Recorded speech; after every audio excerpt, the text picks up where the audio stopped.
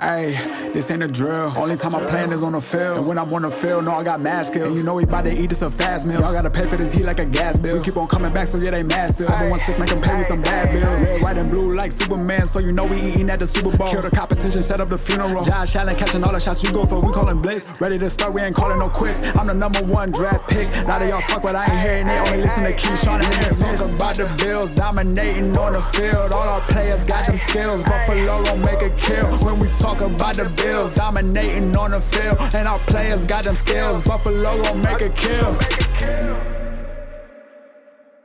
And yet again, we are back. Welcome, everybody, to the Post Podium Podcast, the recorded episode. That is right. This is going to be airing on Friday, which is the day you're watching it today. But we recorded this on Thursday, which is your yesterday. So you can see in the future. Should I even bother? You can see the future. You can see in the future. Well, you guys are watching this, so it's Friday, but it's not. Technically, yes. Okay. Quantum leap. Anyway. Right, but yeah. So anyway, welcome to the show. Listen. I got a stat today. This should be a pretty. I'll just say it. This should be a pretty easy week.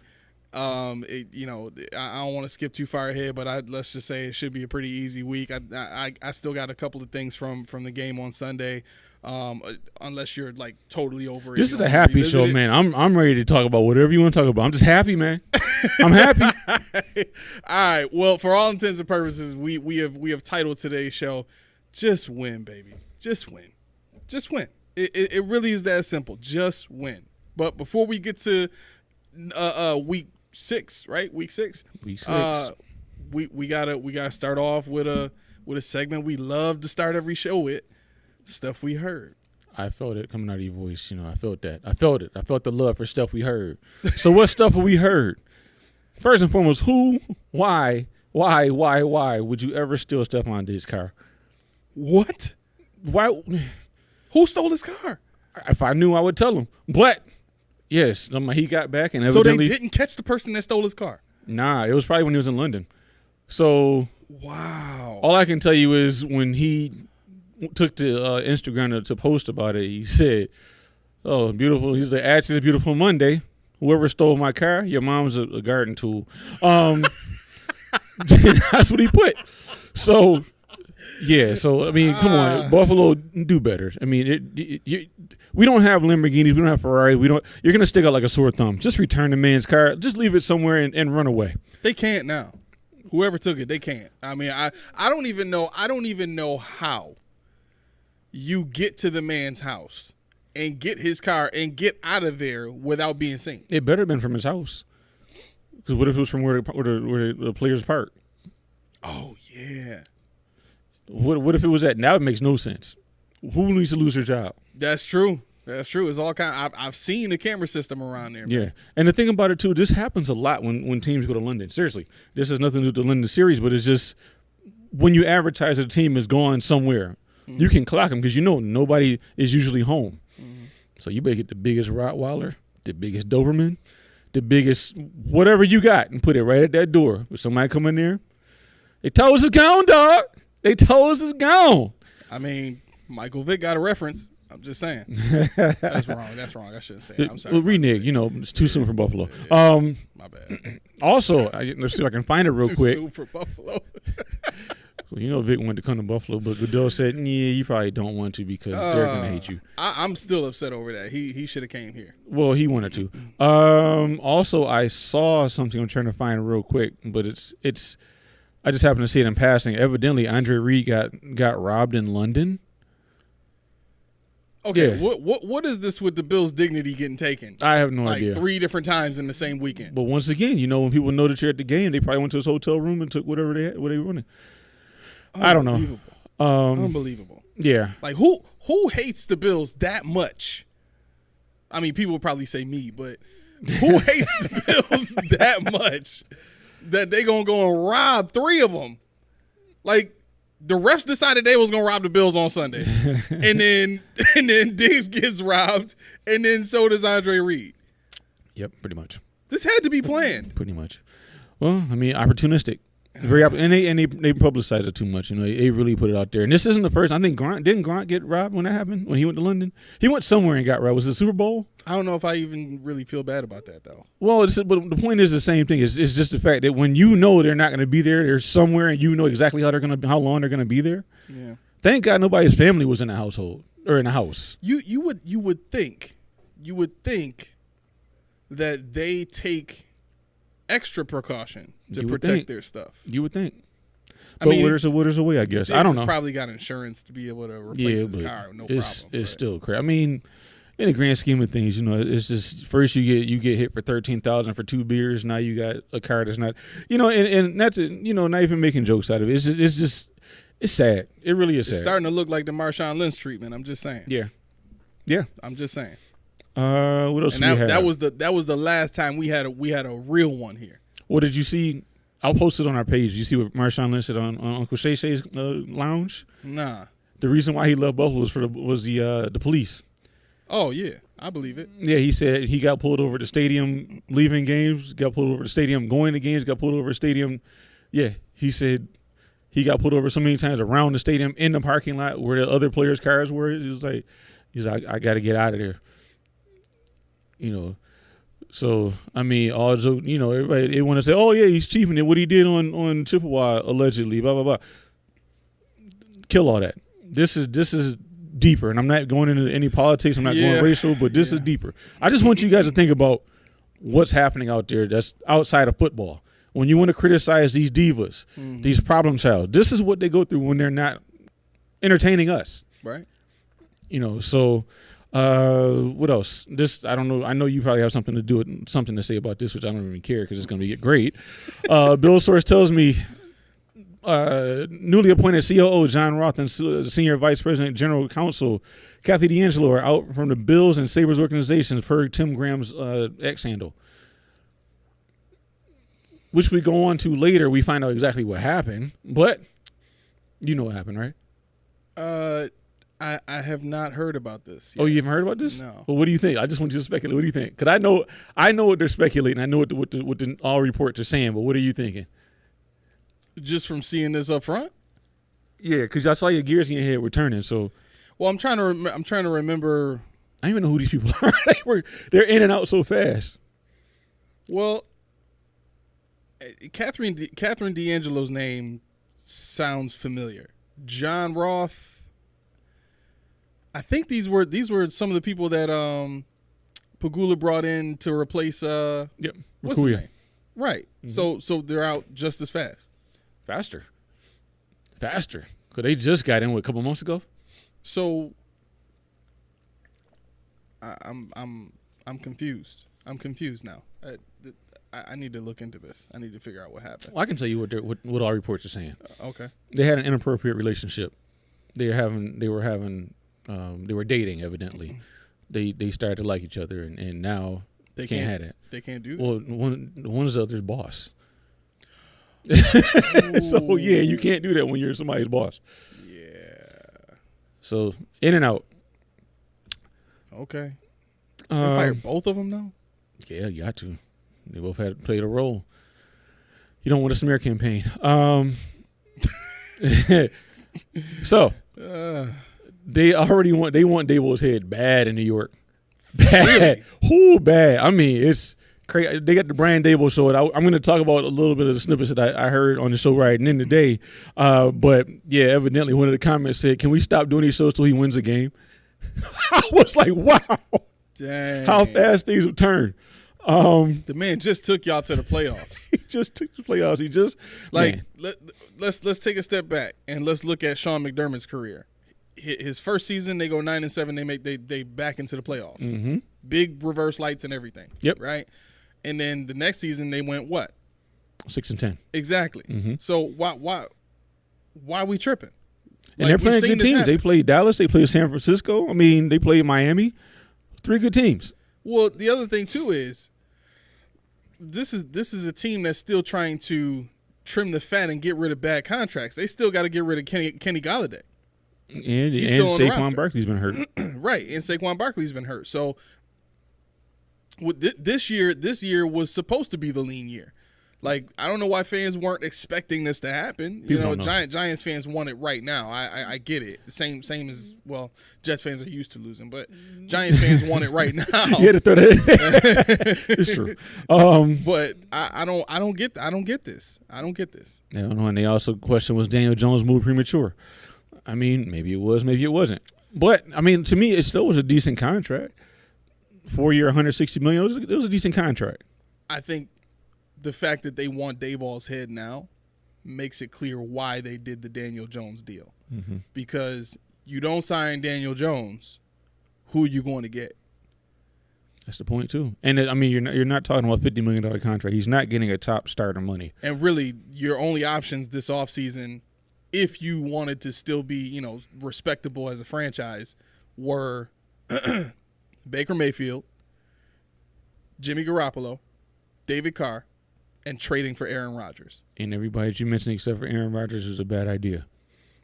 And in hindsight, Aaron Rodgers would have been a bad idea too. But like, the Giants fans don't realize how much of a favor Daboll's doing for them right now. Like, just think about it.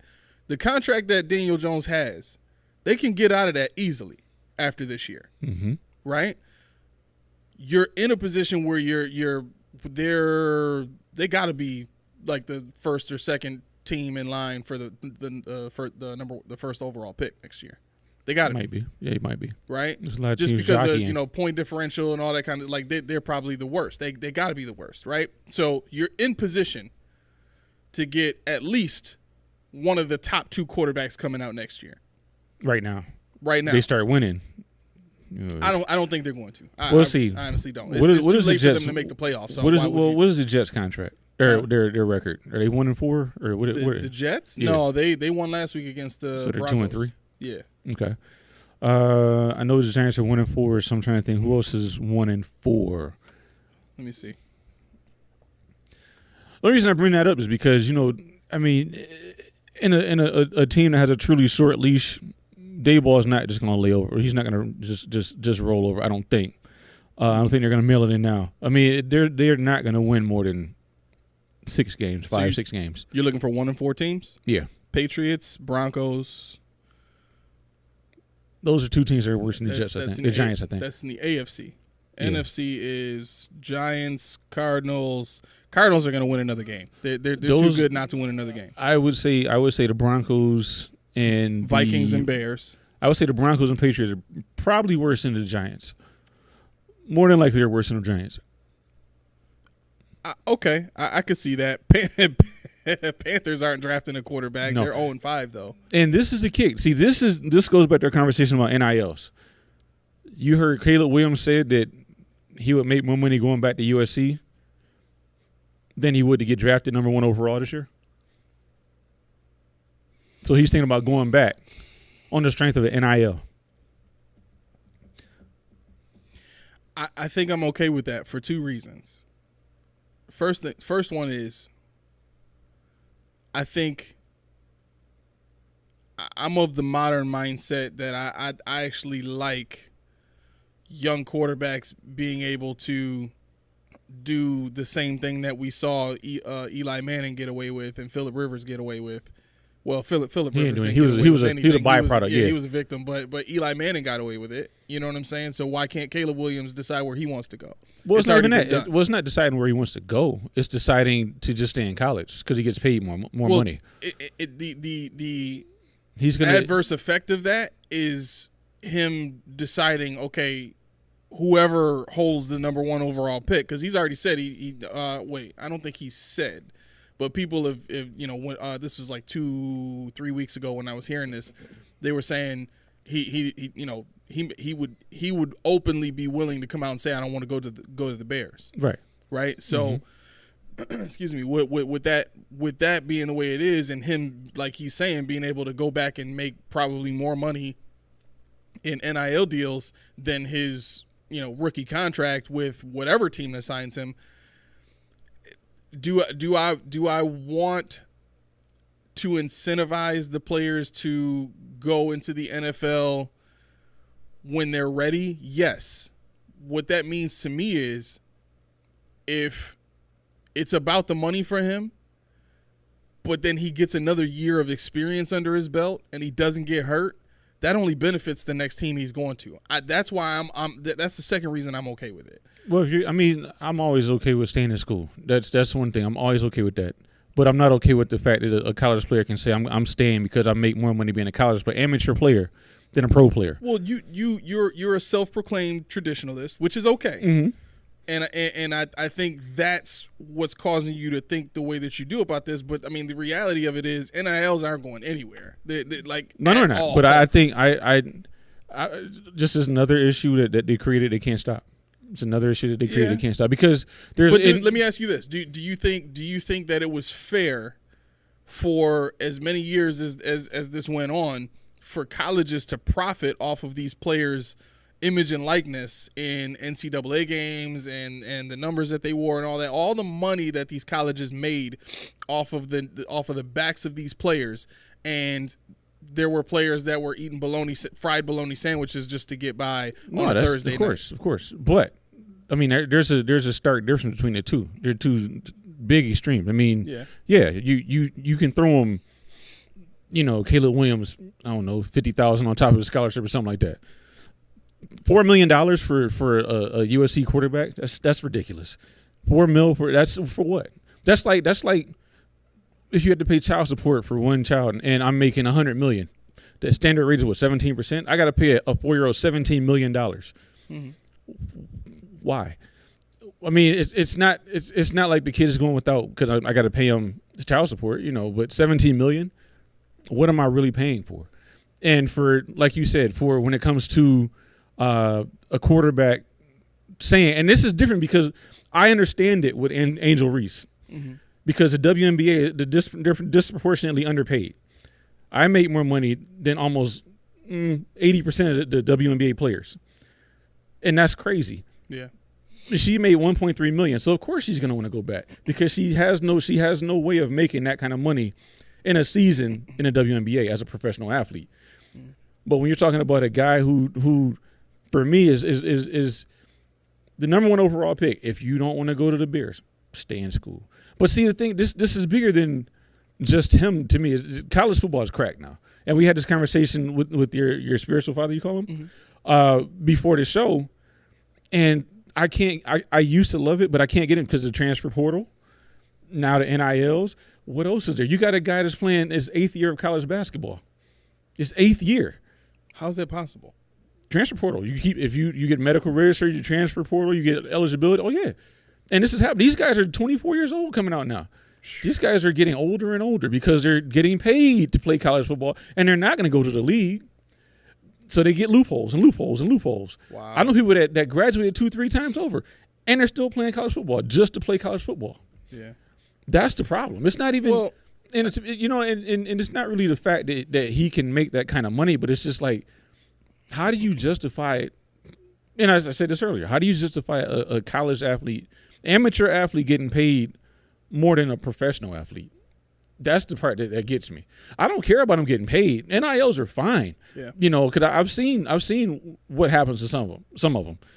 Some of them don't get scholarship or don't get whatever they do. But I'm not trying to, like, Utah just bought every player on their team a new truck. Every person from number 1 to 85, a new truck. Back in the day, that was a booster thing. Oh, we're under investigation.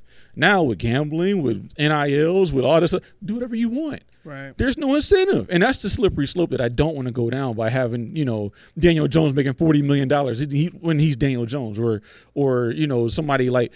And that's my argument. It's not that I don't want them to get their just due. Take care of them, but let's make it to the point where they want to move on to something else. I don't want to water down the next thing. I'm with you. I think, and maybe we can take solace in this. The NFL was kind of the same way for a few years back in the early 2000s. You talking about there was no slotting? Yeah, when there was no slotting. When everybody's holding out because they wanted $10 million. Yeah, right. And I think eventually it got to the point where there was enough consensus to for the NFL to say, all right, look, this is enough. We got to fix this. Yeah. Right. So I think eventually college football will get to that point. It's going to take a lot of work. They're probably going to have to either. Well, this is just my thought. I think they're going to have to unionize the players for college football. I think they're going to have to.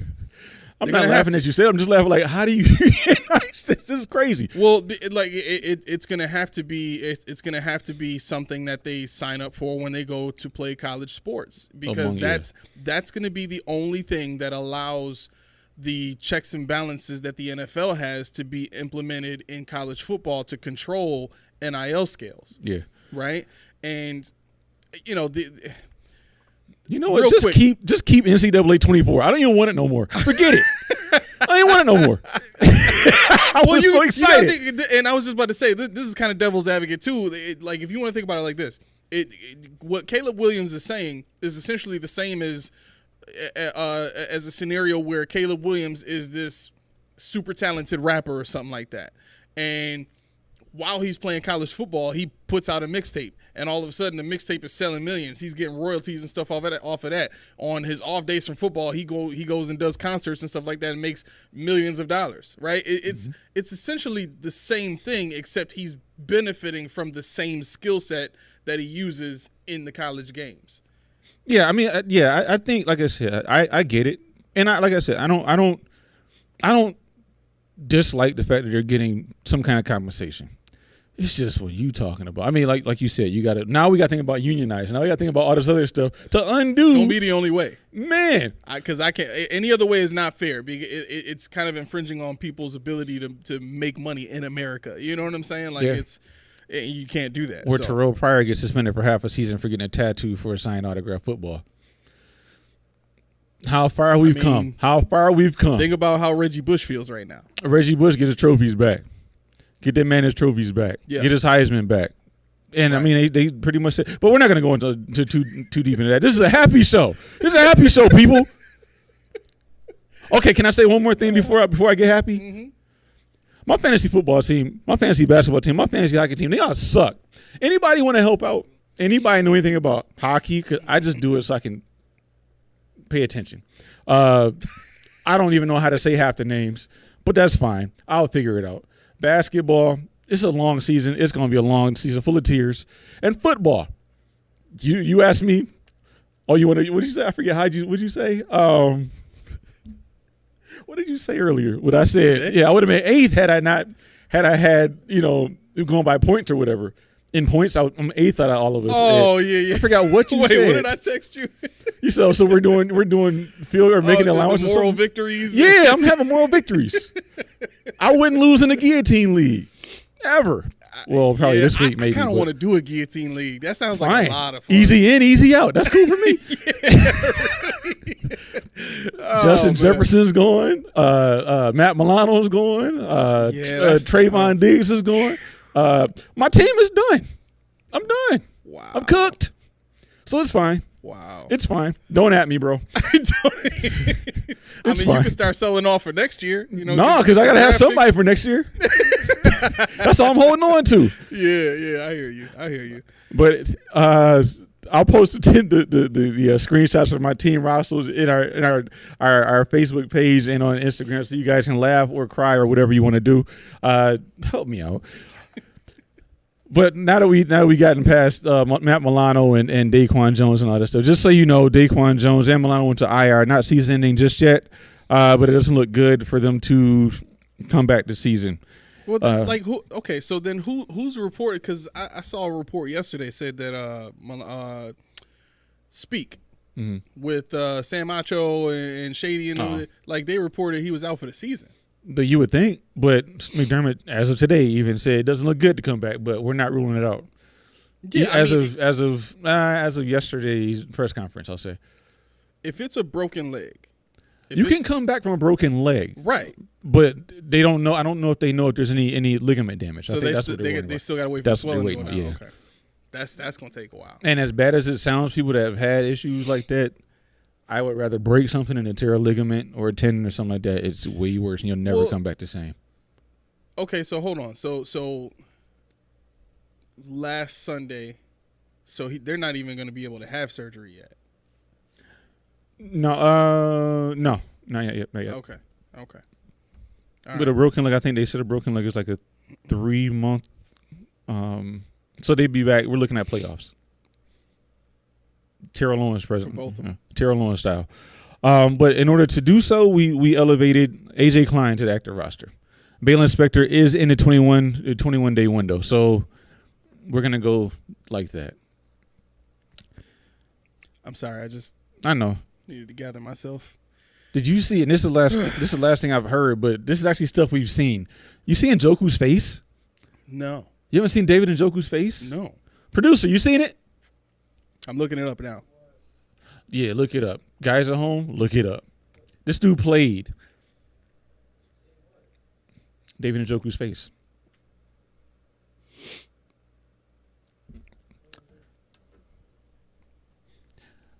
The only reason I asked that is because I saw the image of him sitting in the car or whatever. You see it? He had a fire pit accident? Yeah, it blew up in his face. I'm trying to get through all these ads and stuff. Yeah, you might just be able to Google it. Yeah. He played like that. That's a dog right there. That's a dog. That's a dog. And I just brought it up just because I just had to bring it up because I just saw the image earlier when I was doing notes for the show. So David Njoku, Njoku. If you guys want to take a look at, he had a fire pit accident where I guess he tried to ignite it, and it blew up in his face. So gave him a whole new hairline. He got a whole new hairline. He's yeah. Man, wow. That's never mind. I gotta stop. I'm about to start saying some silly stuff. But okay. Moving on from stuff we heard, we got a new name. Did you see it? Got J-No. Who? J-No. J-No? J-No, not J-Lo. J-No. Who is J-No? I perform like Josh Norman. I ain't normal. J-No. I didn't make this up. McDermott said in his press conference. It was up to you, huh? It upset you? It upset me in general that we signed him. Like I'm so over retreads. Joe Marino said on his show, I believe it was Tuesday, somebody asked about it and they poo-pooed the idea. And he said, in no world is Josh Norman signed to play. I'm like, really? Really? I like Joe Marino. Why? And it's not Joe Marino. I shouldn't jump on him because he's way better than I am at this. But unless he was off Tuesday. There was a couple of things he said Tuesday. I was like, what are you talking about? Unless they are using Josh Norman as a tertiary coach for Elam. Well, yeah, that. But I really don't see a world where he doesn't get elevated. I don't see a world where he doesn't. He's got to get elevated. My issue with that is just hire him as a coach at that point. 35. You can hire coaches whenever. Yeah, he'll be 36 in, what did they say, February or something like that? Right. Just hire him as a coach, right? And then go get yourself a corner that if he actually needs to go out and play, he can actually play the game. I mean, I don't even, do I want Josh Norman with Kyer Elam? Yeah, because he understands Sean McDermott's system and he excelled in that system only. For his career. So if there's one guy that I think I could trust to teach Kyer Elam Sean's system and how to be successful in it, I would trust Josh Norman. Oh, look what it says. Pro Football Rumors. 10-9. 2 months shy of his 36th birthday, Josh Norman looks to have secured another gig. The Bills are reunited with their former starting defender.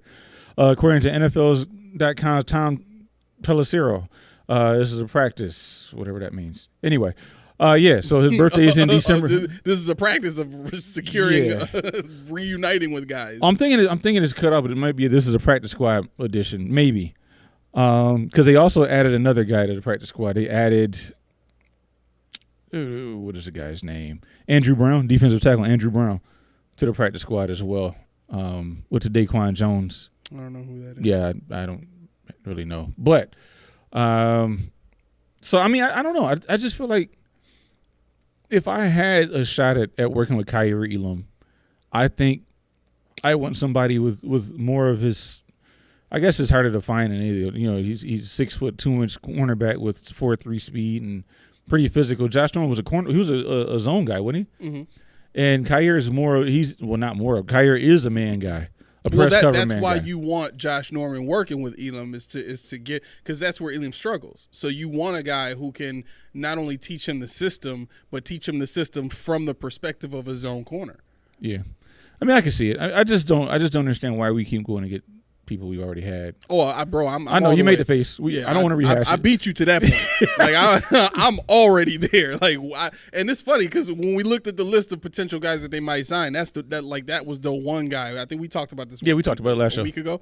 Yeah. So he got signed that day that we talked about it. Yeah, I texted you. Yeah, when you was on your way to work. You know what's funny about it? Because I saw when we were closing down that show, I saw it said the Bills signed a former cornerback, whatever, so and I didn't click on it because usually the stuff I click on is old, so I'm like, one time I decided let me just bypass it.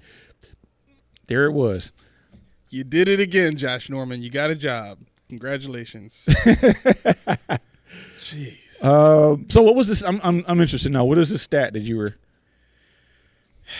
Okay, I need everybody to bear with me because I'm trying to battle against this blind Bills fanatical culture of, glued on rose-colored glasses no matter what because loyalty over everything. We haven't got to the happy part yet, guys. This is not the happy part. It's not. It's really not.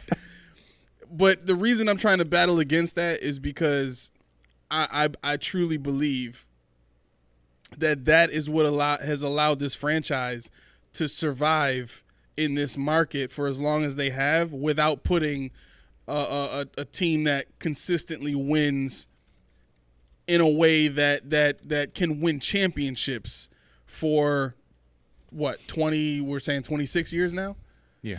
Right? Because to me, honestly, this is the first year that I've seen the team play where I've said, yo, they can beat anybody if they play like this. Like even the Niners, if they play like they played against Washington, the Raiders, and the Dolphins, they can beat anybody in the league, hands down, bar none, right? And even after they beat the Dolphins, Josh Allen shot right up to the top of the quarterback rankings, right? And since that point, he's dropped, 2 slots behind Patrick Mahomes and Jalen Hurts. So he's still a great quarterback. He's still an elite quarterback. I think we need Sean to kind of not try to control so much of what's happening on the field.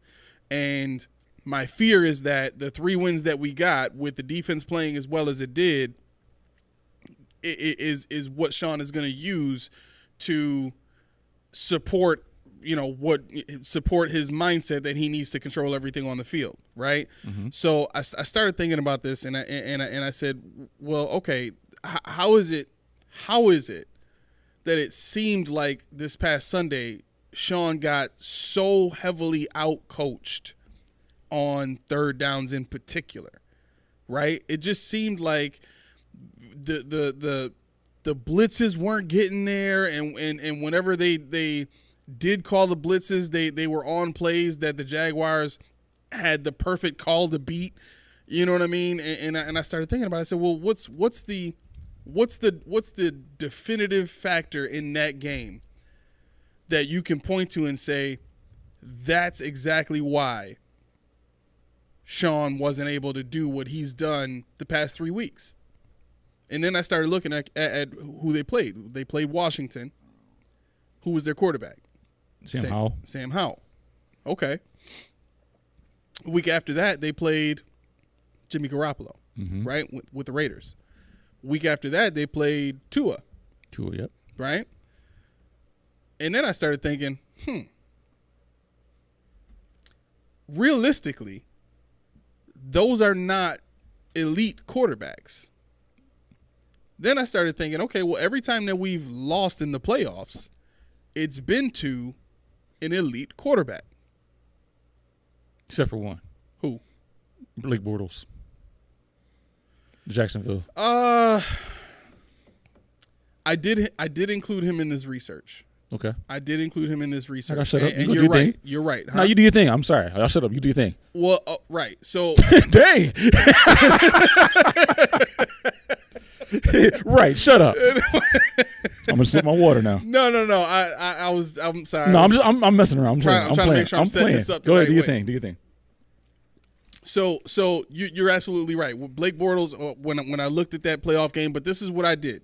In this stat that I'm about to bring up right now, I didn't include playoff games. Okay. I just brought up the times that we did see elite quarterbacks and what happened. Right now, this stat includes every regular season game that we've played from 2017 till today, right now, week 6, Okay. right?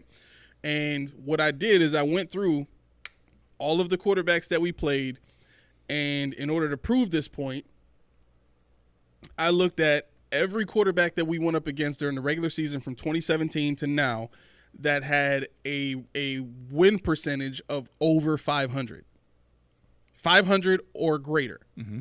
Okay, and what I came up with was Sean McDermott's win percentage against quarterbacks with a 500 win percentage or better. Sean McDermott is actually below 500 against those quarterbacks. I believe it. Right? He's 24-26 for a 480 win percentage. I believe it. Okay? Mm-hmm. Now, I took it a step further because I wanted to make sure that I made this point clear. When you get to the playoffs, you're only going to see the good quarterbacks, the quarterbacks that should be able to cut through at least some parts of your defense. The only time you're not is in the Super Bowl, possibly. Right. Because the NFC is the only team, the only side of the whole thing that lets any team that's less than 500 into the playoffs. Exactly. So what I did for this elite category is I said, okay, elite by definition for this study that in my mind, elite, because of all the quarterbacks that I went through, I'll just give you the list of quarterbacks, right? And I want you to tell me who you consider to be elite. Okay. Phillip Rivers. Okay. Yeah. Elite. Y'all give him that. Cam Newton. No. Okay. Tom Brady. Of course. Andy Dalton. No. Okay. Drew Brees. Yeah. Joe Flacco. No. What year was that, though? Is that the Super Bowl year? No, it couldn't have been. Okay, so no. I'm going to say no. Okay. Aaron Rodgers. Yes. Deshaun Watson. In Houston. Okay. No, in Houston? Well, that's when I counted. Yeah. Okay. Andrew Luck. You hated him. I remember. Andrew Luck. Oh, you elite? hated him. Did you? Okay. The next coming of Peyton Manning. Yep. Oh, Come on. Okay. Yeah. Sure. Okay. Ryan Tannehill. No. No. Matt Stafford. No. Matt Ryan. Nah, I still wouldn't say he's elite. Okay. Kirk Cousins. No. Eli Manning. Do I have to? Yes. Dang. Okay. Yeah. Fine. Dak Prescott. Sorry, Cowboys. No. Yeah, exactly. Lamar Jackson. Yeah. He's elite. I would say he's elite. Okay. Jared Goff. No. Okay. Patrick Mahomes. No. Yeah. Of course. Russell Wilson. Oh, you should have asked me this before this season. In Seattle? Yes. Yeah, he's elite there. Okay. Justin Herbert. Yes. Big Ben. Yes. Tua. No. Okay. Now, the only quarterbacks out of this list that I included in the elite category had a win percentage of 500 or better and had a Super Bowl ring. Okay, so that cuts a lot of them out. Right. That to me is you're elite. Okay. You're a winner for your career, and you got at least one Super Bowl ring. You've played at a high enough level to win a championship. Okay. So you have to be elite, even if it was for one season. Okay. Yeah. So you cut me deep with that Eli one. Wait, so that Well- means Andrew Luck's not elite. exactly. Cool. Okay, I can dig this exercise. Exactly. So the quarterbacks out of this list that fit into that: Phillip Rivers, 561.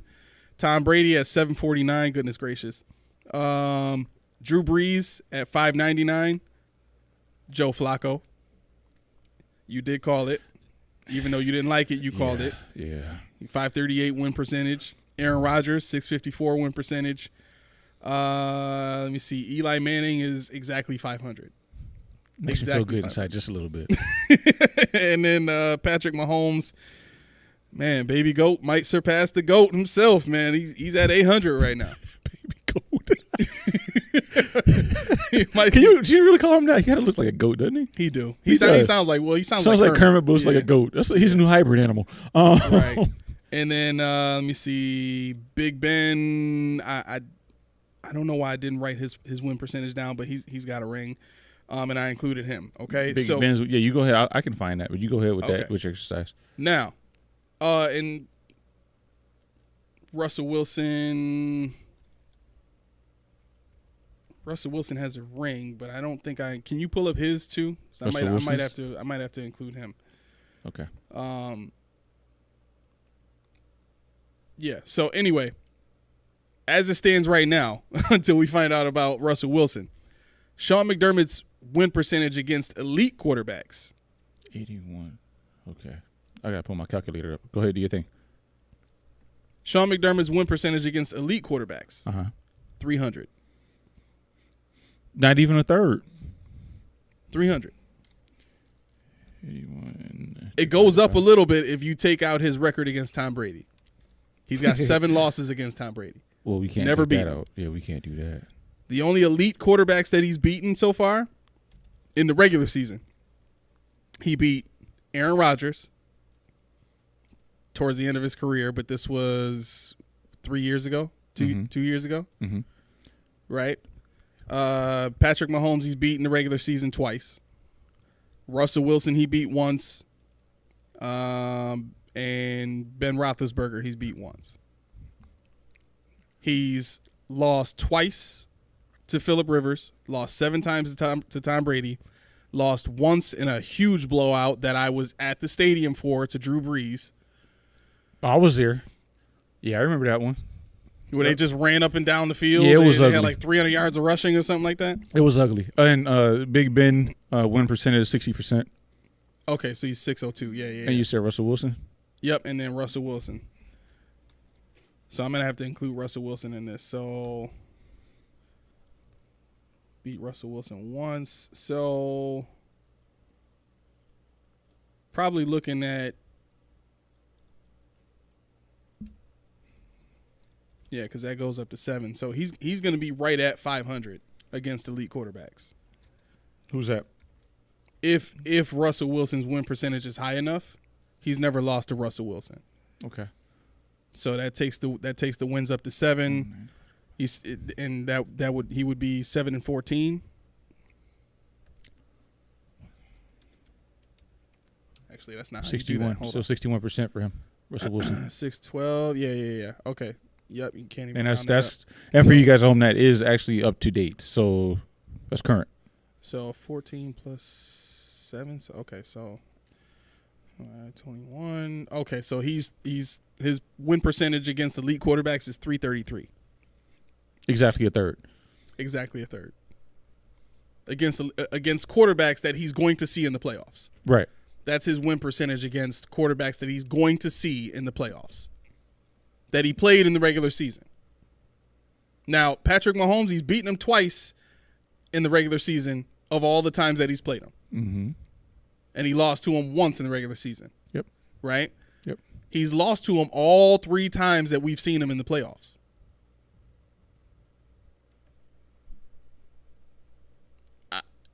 I don't know if there's a more damning statistic on Sean McDermott in terms of the mentality of defense wins championships. I mean, that's what a defensive-minded head coach is gonna tell you. Well, defense wins championships. You run and stop the run. In Sean McDermott's case, he wants to pass and stop the pass, but you're still trying to win with defense. Right. And I think Josh Allen actually alluded to something with regards to that, what you just said. I'll have to find it. Because I wrote it down in his press conference. But yeah, like you were saying about the run and stop or pass and stop the pass. Yeah, I could understand if you are an offensive minded head coach and you want your defensive coordinator to focus more so on stopping the pass, right? Because that's just the day and age we live in the NFL. Mm-hmm. But if we're talking about a defensive minded head coach that wants to win with defense, and he begins by starting to, suffocate the quarterback's ability to make great passing plays. Right. To me, that does not constitute, or that does not add up to winning playoff football. And I think if we're talking about the Bills' expectations for this year, it is Super Bowl or bust. There is no more AFC Championship. We've already hit that pinnacle. Yeah, and Josh said we aren't okay being mediocre. We're not okay with only scoring 20 points a game. Right. He said, I don't know what we scored in the Jets game. It was a 16. And this is what he said. Was it 16 points? That's not enough. He said, you 20 points is not enough to score in an NFL game. And that was a direct quote from Josh Allen in his press conference yesterday. Yeah. Yeah. And again, I think as the season goes on, as we get to the gauntlet of our schedule and we begin to play these teams that have elite quarterbacks or have good quarterback play and or have defenses that are going to give our offensive line problems like the Eagles, right? We are going to see things like this. Well, okay, run that list down to me again. Run that list of the quarterbacks you have. Quarterbacks? Yeah, the ones that you have that you discovered they fit the criteria. Of elite? Yeah, well, yeah. Okay, so it's Big Ben, Russell Wilson, AFC, Patrick Mahomes, AFC, Aaron Rodgers, would be AFC, Drew Brees, retired, Tom Brady, retired, Phillip Rivers, retired, and Joe Flacco. Is he still in the league? No. Okay, all right. I was gonna say all the guys you just named pretty much AFC. Yep. So what does that tell you? There's no escaping it. Exactly. There's no escaping it. Exactly. There's no getting away from it. We see Russell Wilson is not even good enough to get to the playoffs. Right. In the Justin NFC, Herberts. he was in the playoffs in his sleep. Yeah, I mean, listen to the names that aren't there. Lamar Jackson, Joe Burrow, Justin Herbert. These are guys that you're gonna see. You're gonna see these guys. One of these guys is gonna. Trevor Lawrence. Trevor Lawrence, yeah. He made the playoffs last year. Yep, you're gonna run against these guys. I mean, you're not gonna always get Tua or Mac Jones. And Ryan like that. Tannehill's got a winning record against Sean McDermott. I'm sorry. Was he 2-1? Yeah, Sean McDermott is 2-3 against Ryan Tannehill. But that counts Tennessee though too, right? Yeah. Okay. I'm about to say because we always own Miami, so I know Josh lost to Charles Clay one, but yeah, that was that and the one last year were the two that he lost. Outside of that, he's been pretty good. I think he won 9 times against them or something like that. Yep. So yeah, I mean, yeah, it's daunting, but like Josh said, 20 points is not enough. You know, and McDermott's got to walk it like he talks it. He says he wants to win in the trenches, which I agree with. You got to win in the trenches because when you win in the trenches, you control the game. You can dictate whatever you want to do. You can run, you can pass, you do whatever you want to do if you win the trenches. I don't know if he knows what that means though. I mean, that's kind of where I was going with it. Okay. And I think if you stick with us to get to the primer to the Giants game, you'll see what I mean by that. So yeah. But I digress. Yeah, that was the stat, and it's all right. It's okay. Did you see what I posted on the page for Josh Allen? No, you didn't see it. Well, the LeBron James play, right? Yeah. What is that about? I did see it. That's right. I did. I cried laughing. But when he grabbed his nuts. No. He hit. It was third and whatever. And he threw the ball, missed, but he looked at the ref and pointed at his head. LeBron James flops. So what the thing was saying was that by Josh saying LeBron James, and LeBron literally said, on his X handle or maybe Instagram, I wonder what the LeBron James play is. And then, huh? Well, Twitter. It's X. Yeah, X is Twitter. We're old heads. I'm trying to be a progressive here. He called me an old head earlier. I'm just getting back to him now. But yeah, so stare at the cameras. He said, LeBron James. And then next thing you know, it cuts to him on the ground looking at the ref doing this. I don't know if it was the same play, honestly, but it was just hilarious the fact he really did say LeBron. And now I got to go back and watch the tape and see exactly what play it was. And hopefully it wasn't that one, because if it was, I don't know if I like that or hate it, because that's what I didn't get to tell you what I wrote in my notes about that play. What? I said that's some Garden 2 AS. Yeah, like you, if you got to pull stuff like that, you getting beat bad. You really trying everything you and can, predicting and you still can't. Right. I'm about to do it, y'all. Exactly. I'm about to get hit, but I'm a tuck, so I can get hit in the helmet. And it's funny. And also, I was thinking, I literally forgot when I was listening to his press conference. I forgot for a second that Josh Allen was not speaking about himself in the third person. When he was asked about the interception, he said, it was a long throw, but what you don't see is Josh Allen knocks the ball out of my hands, and it takes me about a half second for me to fumble and trying to find the laces again. And sometimes those guys make good plays. You got to remember, they get paid too. Now, when he said Josh Allen knocked the ball, man, I'm like, why are you talking about yourself in the third person? But then I realized the defense of Josh Allen. But that was something that I was like, what is the Twilight Zone? Josh Allen can't expect Josh Allen to do everything. Right. What are we talking about right now? We talking about Josh? This is Bob Dole. Yeah. Bob Dole. You get it? Yep. You get it. Bob Dole. But also, it was just a lot of. Actually, they asked Josh about playing against Brian Daboll and what was he going to do because of a lot of code words he probably knows. I'm sure he remembers this. We got to switch him up a little bit. He said, we use athletes, celebrities, and condiments. And somebody said, is there anything in particular? He said, I said athletes, celebrities, and people. LeBron James. It's like he laughed and everybody like the dude's trying to get insider knowledge, but he's not giving it up. He's not giving it up. And you'll like this. Okay. The Ken Dorsey press conference. First question out the box. Mm-hmm. I hope you guys saw this. This is hilarious. First question. Okay, Ken, so the Jacks did a lot of pressure. Did they pressure a little more than you expected, and why? Didn't you handle it better? The first question. Why didn't you handle it better? WTH, man. These coaches should be able to veto questions. Right. Like they should straight up just be able to say, nah, no question. Next. Mike Singletary and Brian Belichick or Bill Belichick. They'd be like, yo, get this man out of here. They need like a red button that they can hit, and like just a light with a middle finger can come right up on this podium, on the front side of the podium. Just mute him. And next question. Next question. What was this that? is ridiculous. What the first question. How much are these reporters getting paid? More than me. How is that even possible when they come up with questions like that? I want to do their job. Exactly. I want to do it. Exactly. Just let me one time. I can come up with a way better question than that. And it's like, I could see if you asked him a question and he didn't answer it to your liking, and you followed up like, yo, why'd you suck? You don't say, first question. I would have even just asked it like that. Like, Mr. Dorsey, why'd you suck on Sunday? Right. He's like, and Dorsey was like, I feel bad for him because I'm like, that's the lead off? Just legit the first question that was asked in a 16-minute. Say? Like, did he try to like really answer the question, or was he like pissed off about it? No, he wasn't pissed off, but he was a deer in headlights.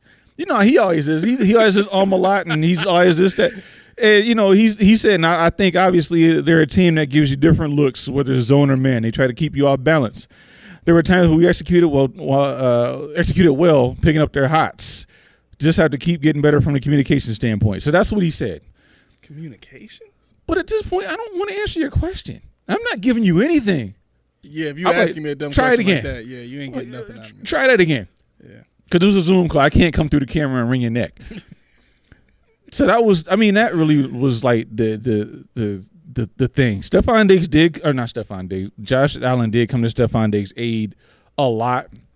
And he said, I'm kind of tired of you guys. It's ticking me off. You guys keep picking on him, basically. On Josh? No, Josh said it about Stefon Diggs. Oh, good. Yeah, that's right. I saw a little something on that. He said, no, he didn't slam his tablet because of a temper. He saw he ran a wrong release and he got mad. He said, he brings the juice. He brings the fire. We need that. We need guys like that. Yeah. You say he gets in your face, good or bad or indifferent. We need it. And this is a good team. So why tinker with stuff like that? Why censor something like that? We're not in the locker room. Like we talked about earlier, there's more than one way to skin a cat. And as a captain, you have to be able to do that. You got to have the respect of the room to be able to get in somebody's face and pump them up. Yeah. So maybe people at home will never understand it. Let me ask you a question. Do you think after the last 5 weeks that the Bills are starting to see the flaws in McDermott's game? Because to me, the way that Josh defended Diggs to say we need guys like him, that's a big statement. That's a statement of we don't have a lot of guys like him. Right. If you're saying we need guys like him, Mm-hmm. that's just the inference in general. Right. Because you could easily say, he's one of the guys on our team that really get us. You know what I'm saying? But you don't hear any other stories about any other guys that are getting up and doing what Diggs is doing. Right. Diggs is the only guy that has shown any type of fire on the sideline whenever they're getting beat badly or whenever they're not performing like they should, or you know what I'm saying? And it really this is the other thing that kills me too. You want to be a Super Bowl caliber team, but the player that's actually exuding the behavior that is Super Bowl caliber is the guy that's about to get kicked out of the city. He's getting vilified. Right. Yeah. And he's the only guy. And you know what it is too? What's funny about this is the other players on the team are seeing this. Mm-hmm. So anybody else that's coming up behind Diggs, like, yeah, I want to be like that when after I get my 2-3 years in the league, they're gonna look at how everybody's reacting to it in Buffalo and be like, I don't want that kind of heat. Not here. Yeah, I don't want to do that here. Right? And we're right back where we started. Right. So you look at it like, man, every time we've had a dog like that, they get ran out of the city. Yep. Like, again, this is why I stated at the beginning of this episode, my goal is to do my best to try and change this rose-colored culture that thinks that a team full of tryhards and less talented players than other teams have because they have great attitudes and great grades and all that kind of stuff, like, to hell with all of the blue-collar bull, man. Like, I'm so done with it. Like, this is exactly what happens when you stay in that mindset. You run players like Diggs out of the city, and then what? What would we have without him? You have a JV high school jersey you cling to at night as you sleep in your cold basement. We would be That's what you have. just sitting there just whimpering yourself to sleep, right? Yep. That's exactly right. We would be counting on Gabe Davis and Justin Shorter. Yep. To go out there and win us games. But they'll pump him up. Gabe Davis, Justin Shorter, and Khalil Shakir. That'll be your three. Right. Because at the end of the day, a guy like Josh Allen on another team with the same trajectory, the same career path as he had here, would probably be a little bit more like Joe Burrow. Because he's got that attitude. He's got that swag. Joe Cool. Exactly. Yeah. But he's not allowed to be that here. Right? You gotta be faced the right way.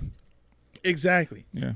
Exactly. And that is the problem. You got guys like Trey White that get selected, that come in here and they get made to be the superstar when they're not an elite corner.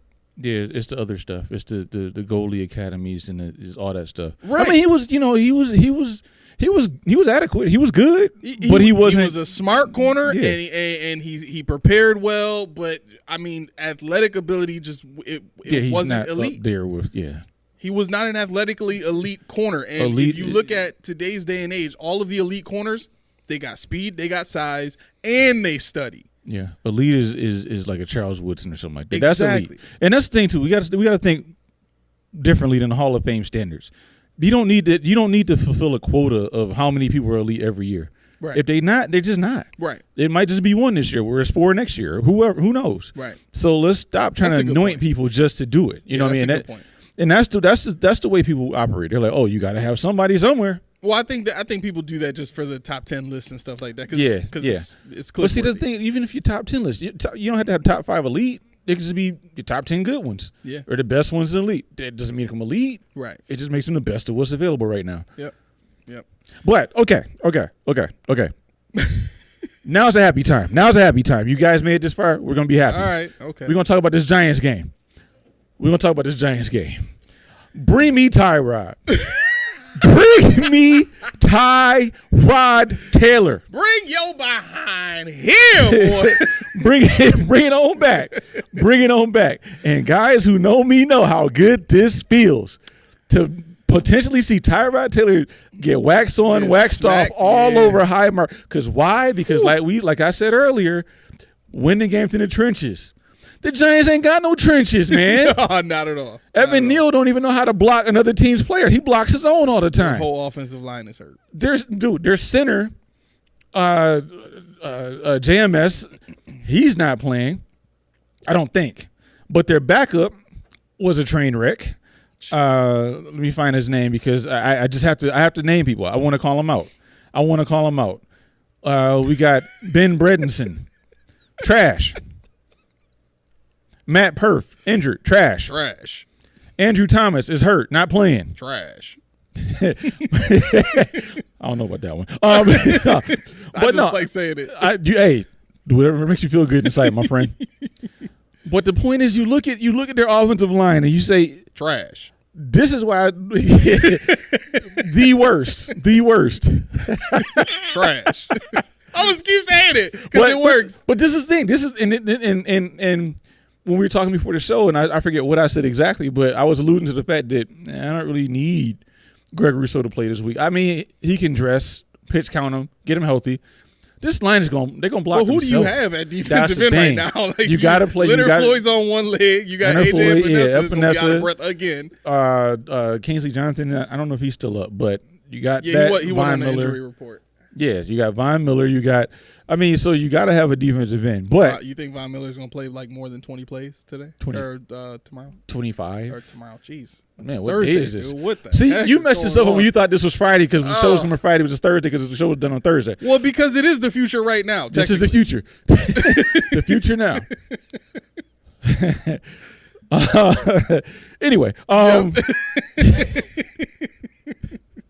So we're looking at the Giants depth chart here. You got Jalen Hyatt. Trash. He's a burner, but I don't think he does much else than run speed routes. Darius Slayton. Trash. There you go. I'm not going to say number 18 because I don't want to say that. But Paris Campbell doesn't really play that often. Wan'Dale Robinson, okay, fine. Sterling Shepard. Who's the one you said they had to get rid of? Was it Sterling Shepard or was it Darius Slayton? Who was that you said that they were trying to cleanse contracts? Oh, Kenny Galladay. Okay. Yeah. So. Well, in that offense, he's definitely trash. I don't know what the heck they were thinking. Kenny Galladay was a stud when he was playing with Stafford. Yeah, he was good in Detroit, yeah. But somehow he got to New York and just his legs died. I don't know what happened to that dude. He was just injured all over the place. But I'm looking at potential matchups. They asked Ben Bredenson about Ed Oliver on the Brian Daboll show, and he said, "Yeah, that's going to be a big test for me because he's excellent. He's fast. He's low to the ground. He's got leverage. He's just a quality defensive tackle." Now, I from what I'm hearing, Jordan Phillips is going to go next to Ed Oliver. He's going to start. I like that as a pass rushing line. I mean, that's all they got. Tim Settle could play, but Tim Settle's the one that evidently broke Matt Milano's leg because he fell on his foot, but then it rolled into his. That's not his fault. You can't say it like that. It's not his fault, but evidently it was him that snapped him up. Fell on Matt Milano. Snapped him up. Yeah. Jeez. It's just unfortunate. Yeah, and I mean, you look at this offensive line, you're like, what are they trying to prove? Darren Waller. I mean, in any defense that plays this team with any level of talent is going to know to take Darren Waller out of the equation. Yeah, it really is shocking how he's just not been able to do anything this season. Nope. And maybe a part of it is because he hasn't really played a lot of games with Saquon Barkley, in the backfield, and usually when that's the case, and you have your offensive line healthy, you might have a shot. But effectively for this offense, Darren Waller is their number one receiver. Exactly. And then it seems like Wan'Dale Robinson has become their number 2, and Darius Slayton is their third down go-to guy. Mm-hmm. But I just, especially in fantasy, I expected a lot more out of Darren Waller, especially in this type of offense. That spread kind of, vertical offense. It's disappointing. It really is. I mean, whoever lines up at left end better get 2 sacks. 2? 2 sacks against Evan Neal. Epinesa could probably come out of there with 4. Well, okay. Evan Neal from my favorite college. Trash. What college is that, you ask? Trash. The Roll Tide Alabama University. You hate that place. I hate Alabama translates to the NFL. I just hate it. They've gotten better. They have gotten better. Yeah. But there's still some albatrosses. And this guy right here, number 73, watch him closely because he's not going to disappoint. He won him. 6'7", 340 pounds of trash. I thought I'd throw you the layup. But yeah, so without being too facetious, I don't see any issue with Eric Washington's unit, the defensive line. They should get whatever they want. They really should get whatever they want. The linebacker next to Terrell Bernard, whoever that's going to be, whether it's going to be Dorian Williams, whether it's going to be it better be Dorian Williams. Could be T-Dot. They like T-Dot. I'm not gonna lie. In regular season games so far, he has not looked as bad as he did in preseason. Whatever he did on Sunday, I'm fine with. Yeah. Except the fact I didn't know who 25 was after I went through the whole production. That show when he changed his number. I was like, who's 25? Yeah. I didn't even look it up. Like, I think my man texted me, Dodson's out there. I'm like, oh, he is 25. Yes. Yep. But, I mean, I don't think. I mean, Saquon Barkley, you're looking at this guy, Eric Gray, who was the last running back on their depth chart. He actually looked pretty good, little wiggle. But our guy, Matt Breida, is going to probably start. So Matt Breida behind Tyrod Taylor, behind Evan Neal. Trash. With Isaiah Hodgins out there on the outside, and whoever else you want to put out there. They don't use Hodgins. They don't. If this team even had a halfway decent line, they would be a lot more successful than they are right now. That's the problem. And you factor who they played. Like I said, they played some tough teams: San Francisco, Dallas, Miami. They had a rough schedule. They beat Arizona. They beat Arizona, I think, week 1. But outside of that, tough go.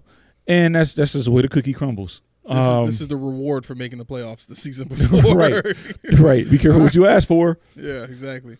Now, if we move on to the defense, they got a lot of names that just haven't done anything yet. Agreed. Leonard Williams, which I forgot was there. This Dexter defense Lawrence should be a lot better than it is. Who I forgot was there. Ashawn Robinson, who I forgot was there. Now my guy Azeez Ojulari. I liked Azeez. That's who I wanted to take when we took Rousseau. Why? Because he is a pass rusher. He is that 2-point stance guy. Yep. And I thought that working with Jerry Hughes at the time would have been a good thing. And Mario Addison as well. But moving on, he is where he is now, and we'll see what he does in Buffalo. Let's see. I know he like to throw in, Raheem Nunez Roches. I was just looking at Roaches. Yeah. Interesting. I mean, I saw him. They mentioned his name a couple of times in the San Francisco game. He really didn't do anything crazy, but he didn't throw up on himself, so that's good. Okay. Now I am intrigued. I'm very intrigued with Bobby Okereke. Okereke. Him.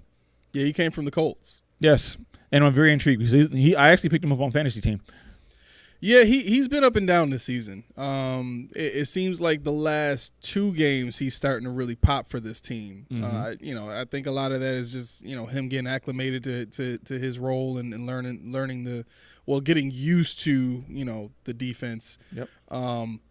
But, 5 weeks in, and he started popping in week 4. He's the one that tipped the ball on that pick 6 by what was his name, Jason Pinnock. Yeah, 106 yards, longest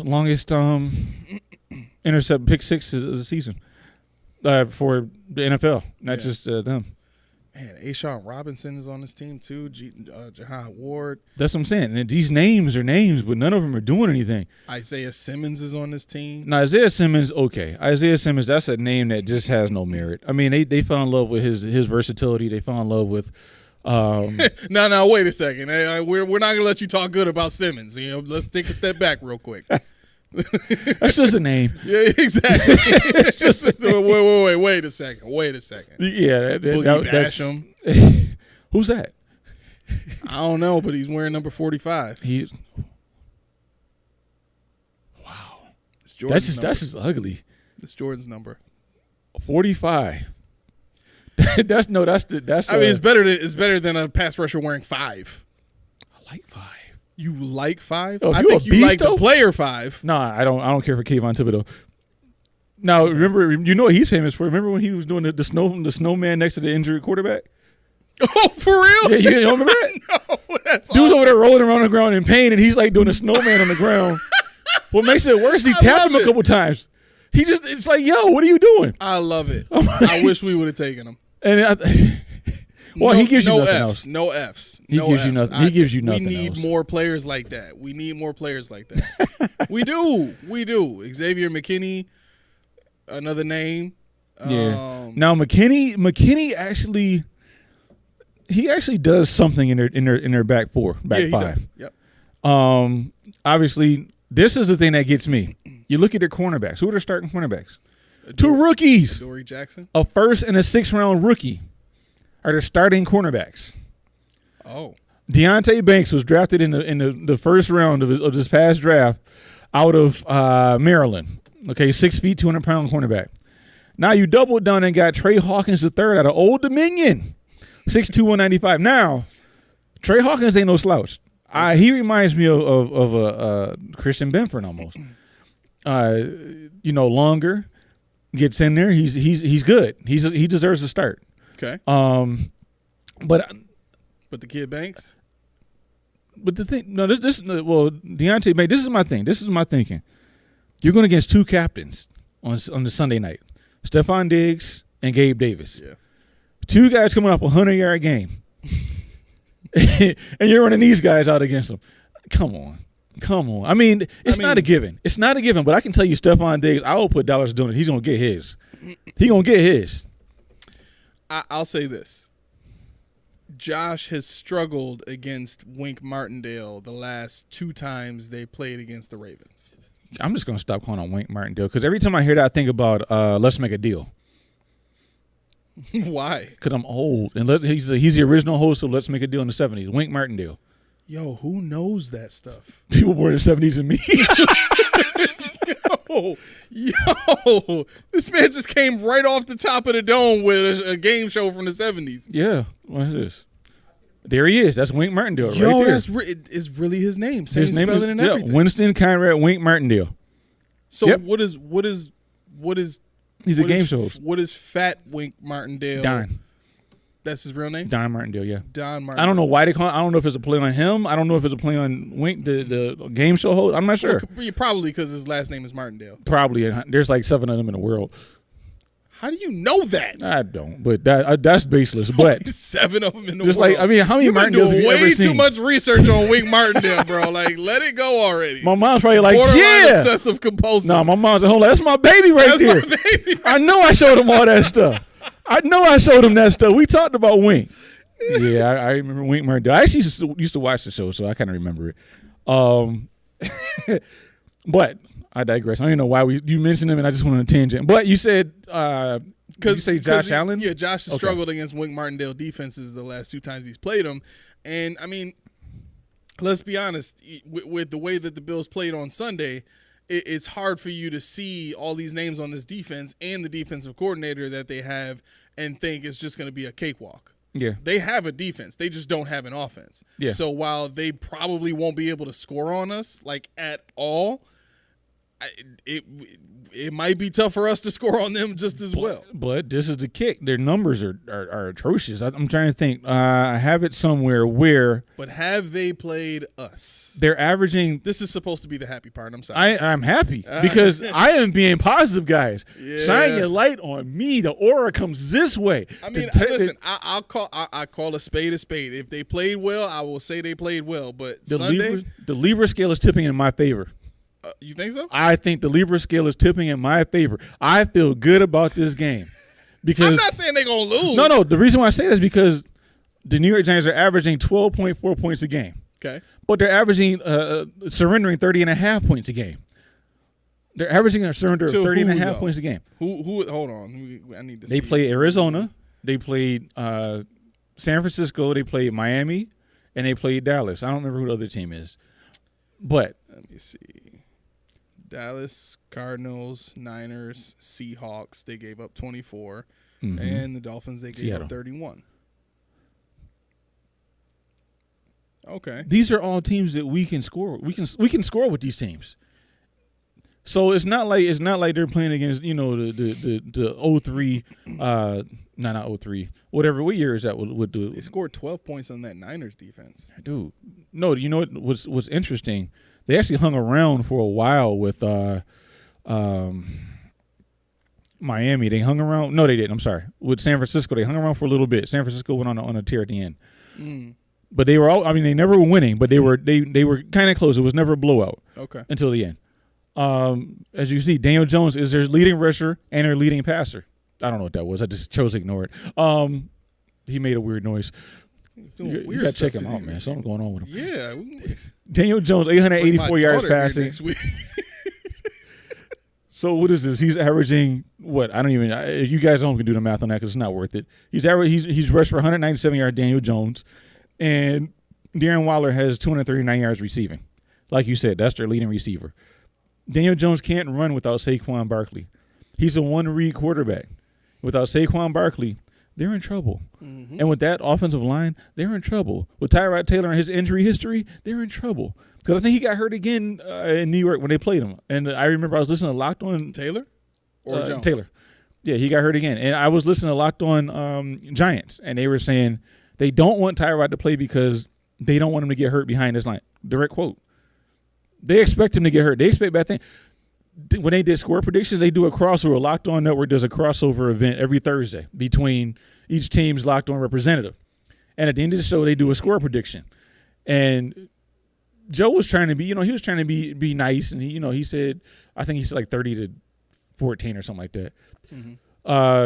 The girl who does Locked on Giants said, if we score 11 points, I'll be shocked. She said, we score 11 points, I'll be shocked. On the Bills? On the Bills. This is their representative that said that. She said, I don't see him scoring 2 touchdowns. I don't know. I do think Daboll has seen the players long enough to maybe get a few plays off. You got to keep in mind, the Giants have nothing to lose right now. So you're probably going to see a lot of trick plays in this game. You're going to see double jet sweeps. You're going to see flea flickers. You're probably going to see a lot of that stuff in this game. You may even see a fake punt. You might. But Daniel Jones, how many times has he been sacked this year? 30 times already. Jeez. Already 30. I'm sorry. He got sacked 28 times. One of the wide receivers got sacked on a failed pass, and Tyrod Taylor got sacked once. So 28 times. He got sacked 8 times in the last game. Who was that? We just looked at it. Who was the last game they just played? The Giants? Yeah, in the Miami game. He got sacked 8 times. Yeah, Miami. By Miami's defense. Exactly. That's bad. Exactly. They came from everywhere. He only got blitzed 21% of the time. And he still surrendered 8 sacks. Van Ginkel, I think, had 3 sacks. Yeah, but Tyrod's a little more, well, I don't know. Tyrod is, 33 now? 34? He's old. He's probably got about the same escapability as as Daniel Jones at this point in his career. Yeah, I mean, let's see. Tyrod Taylor. But see, my thing is, it doesn't even matter. He's 30, was it 34? 34, yeah. So, oh yes, right there. Why did I try to do the math in my head?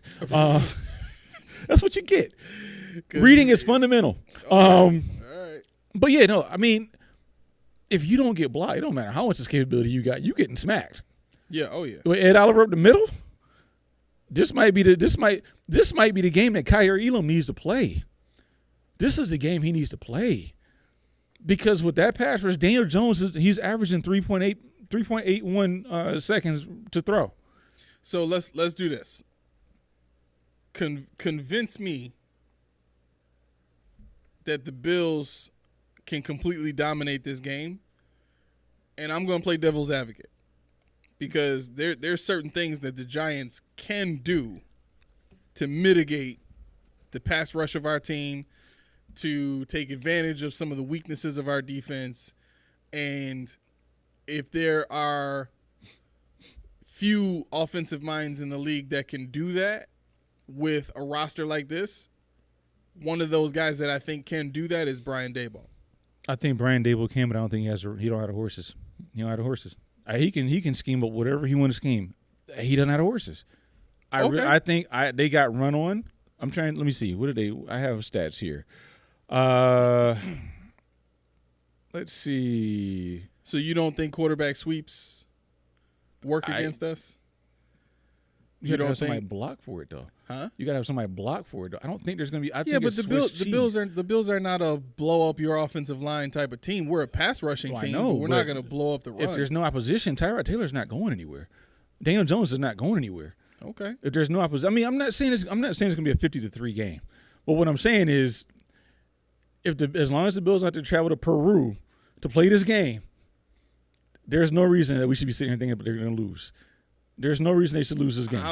I guess I'm scarred from Sunday. I need to hold myself, because I don't believe. Let me show you this. I didn't believe the Jaguars could win that game based off of what we were talking about. You said it. You put the juju before the season. You said that there's talk that the Jaguars could win the division or win the conference. Oh yeah. But I mean, that wasn't you put the poo-poo on it.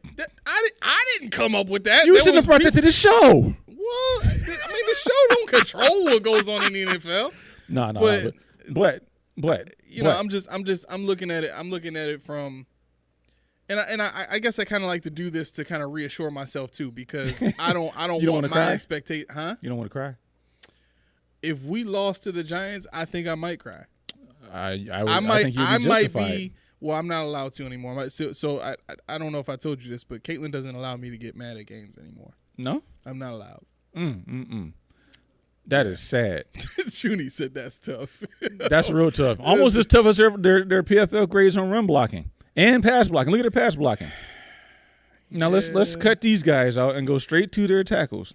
But here's the thing. We said this about the Jaguars last week. No, this is epic. Look at this is where we're starting. I get it. This is epic. Look at this dude. 0. Epic. That's not a starter.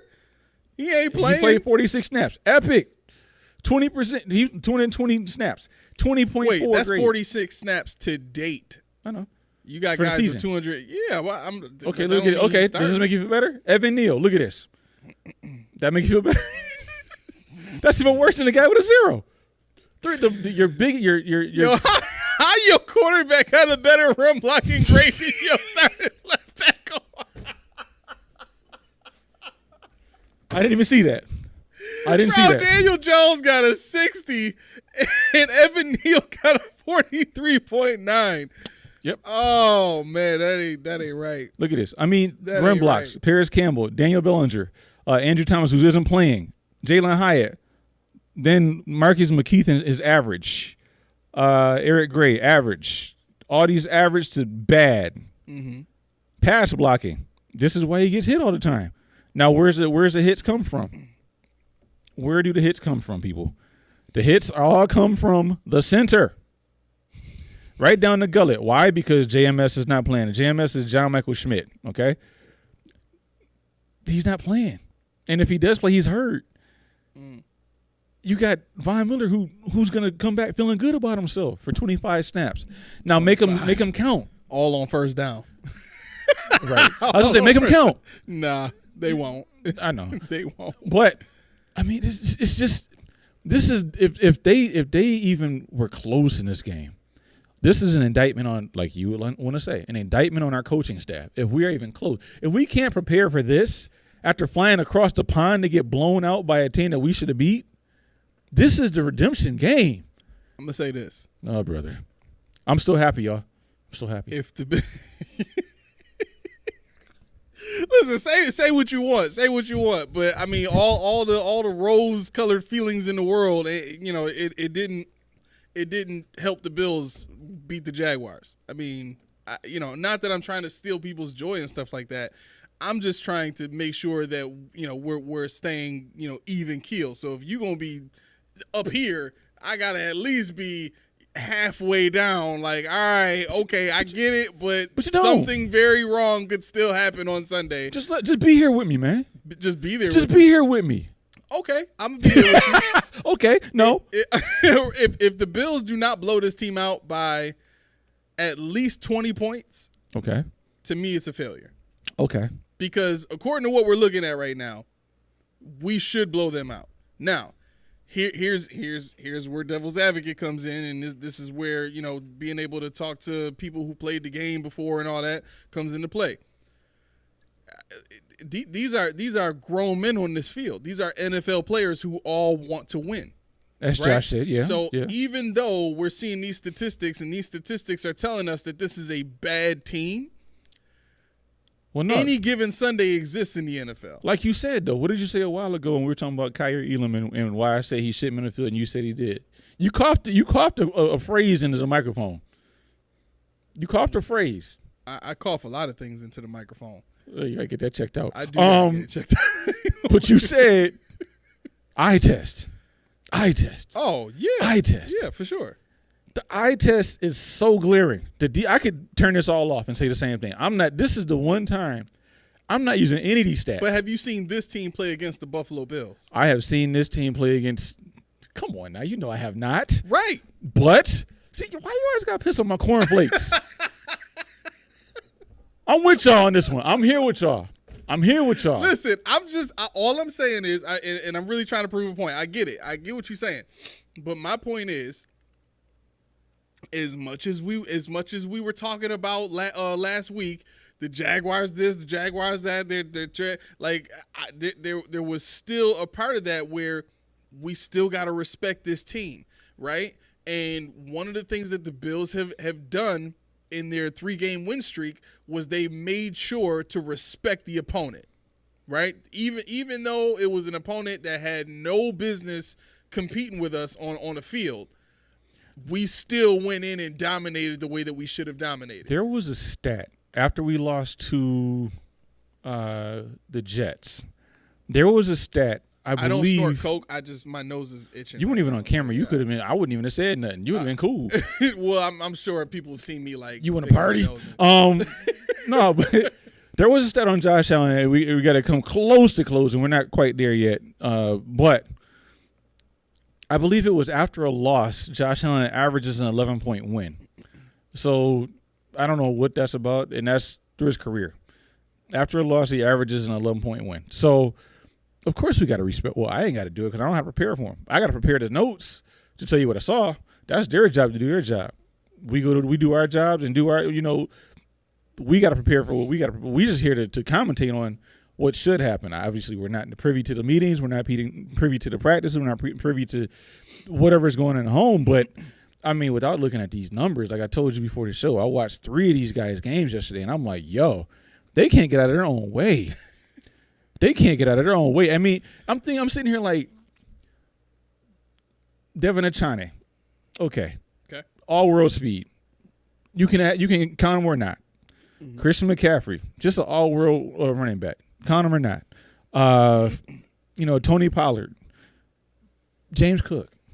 Before last week's game, James Cook was putting over 100 yards a game up. Oh, he's on my fantasy team. I know. Trust me. But see, that's the thing. I was upset. That's the thing. This is comeback party. This is if you can keep a defense honest with James Cook, or you can keep defense honest with Josh Allen, or heaven forbid Deontay Hardy. Heaven forbid, this might be Dalton Kincaid. Maybe they'll figure him out. But okay, let me ask you this: I just can't say a loss. do you think, and just a simple yes or no is cool, do you think that Brian Daboll wants very badly to win this game? Absolutely. Okay. Absolutely. Now, if you look at their schedule, there hasn't been anybody else on the schedule that Brian Daboll himself would get up for. Right? Right. You got a 40-0 blowout by the Cowboys. You got a 30-12 blowout by the 49ers. Those are two elite defenses, at least. You got a 24-3 blowout by the Seahawks. They're a good NFC team, but they're an NFC team. Mm-hmm. And then the Dolphins, I guess you can call it a blowout, 31-16. Right? But like I said last week, that offense is going to be it's going to be a mismatch for most teams in the league, you know, that can't do what we do on defense. Right. But my point is this.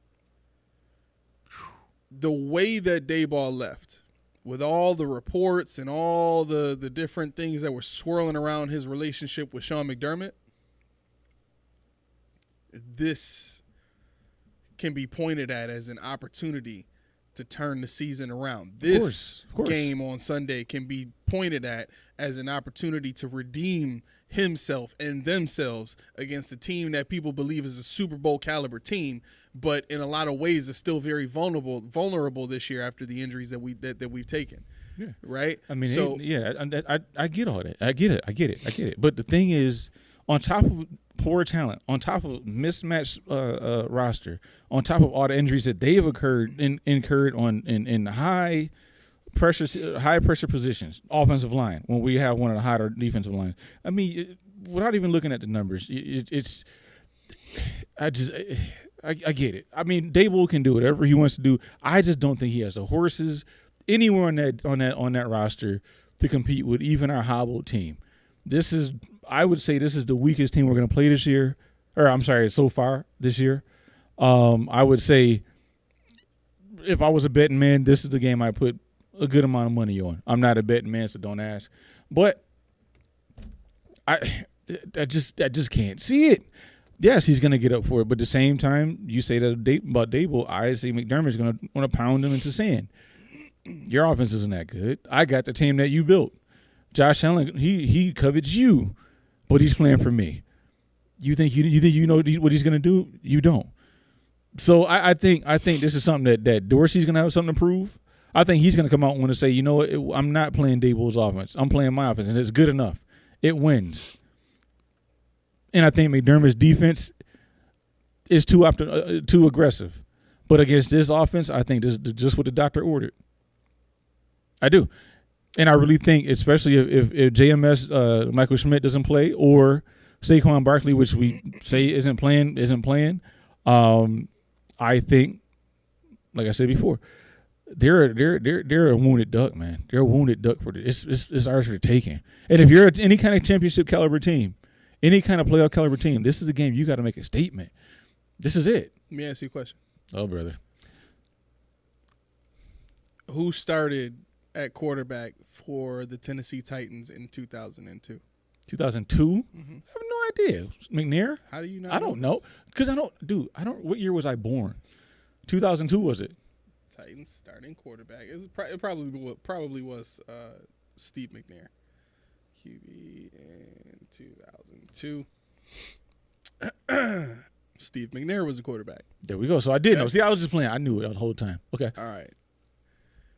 Do you think that Steve McNair is a better quarterback than Daniel Jones? Was he a better quarterback than Daniel Jones? Mm-hmm. Yeah. Okay.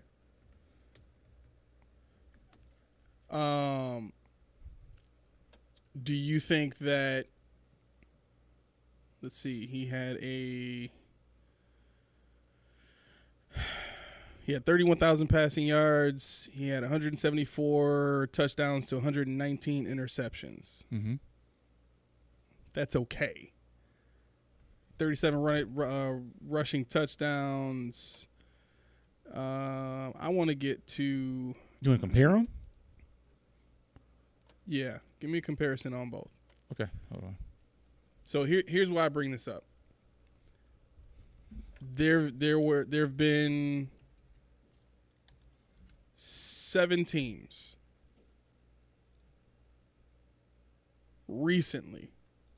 Mm-hmm. I'm sorry, 1, 2, 3, 4, 5. It's been 5 teams relatively recently that have been 1-4 that have made the playoffs. Okay. Okay, yeah, the 92 Chargers, the 93 Oilers, the 02 Jets, the 02 Titans, and the 04 Packers. I'm not even going to bother comparing this team to the 04 Packers. Okay, there you go. This is his career, so obviously Daniel Jones played a lot less. Yeah, about a fourth, or I'm sorry, okay, so Daniel Jones has a higher completion percentage than Steve McNair does. Daniel Jones, at this point in his career, has just under half the amount of yards that Steve McNair had in his entire career. Mm-hmm. Daniel Jones averages more pass yards per game. His touchdown to interception ratio looks to be relatively the same, if not slightly better. Or slightly worse. Sorry. Let me see. I mean, by stats, yeah, Daniel Jones is better than Steve McNair. Okay. Mm-hmm.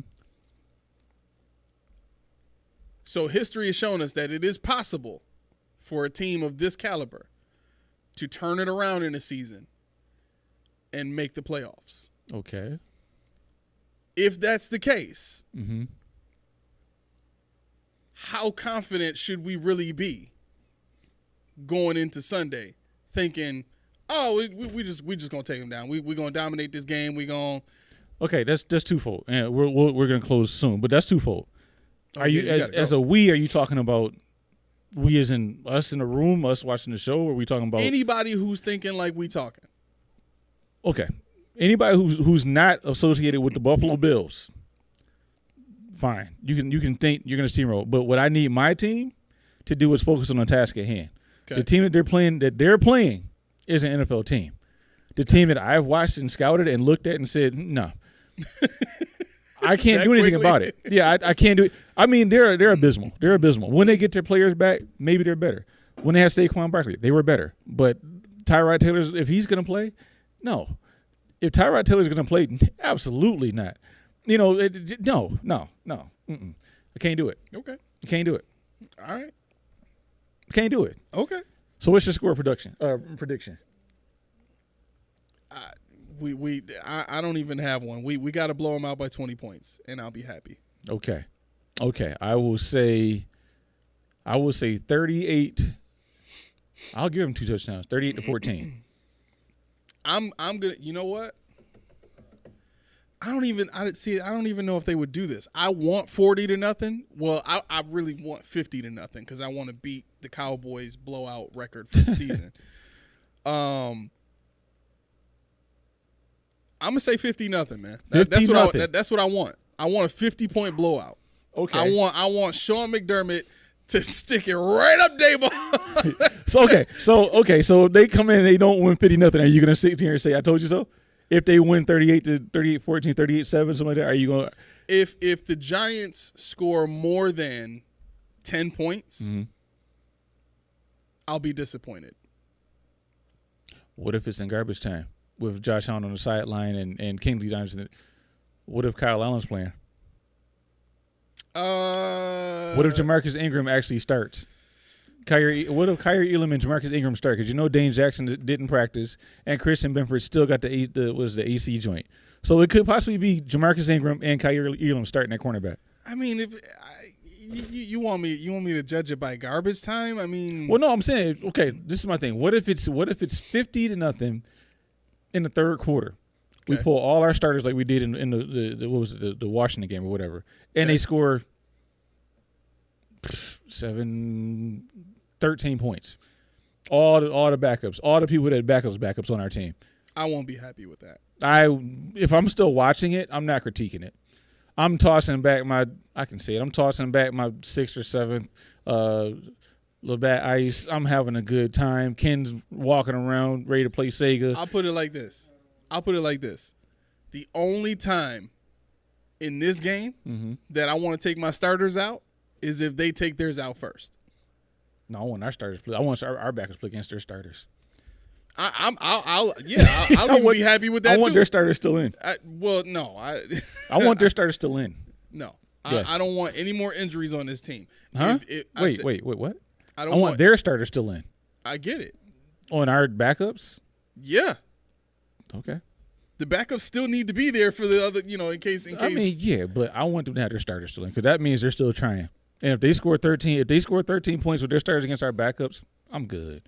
One of the few things that this team will have going for them into the playoffs is they have a level of depth that a lot of other teams don't have going into the playoffs, right? So I really don't want to see the backups play against other people's starters. I don't. But to me, you have a team that's already been blown out by 40 points and been blown out in 3 of the 5 games that they've played so far, right? I'm sorry, 4 of the 5 games that they've played so far. That's 3. You're right. Well, okay. Semantics. 24-3, and I guess the Dolphins game I'm counting as a blowout too. Okay. Yeah, that's semantics. I mean, yeah, okay, that's cool. So if I'm looking at that, I'm saying you Sean McDermott know this offense you're going against.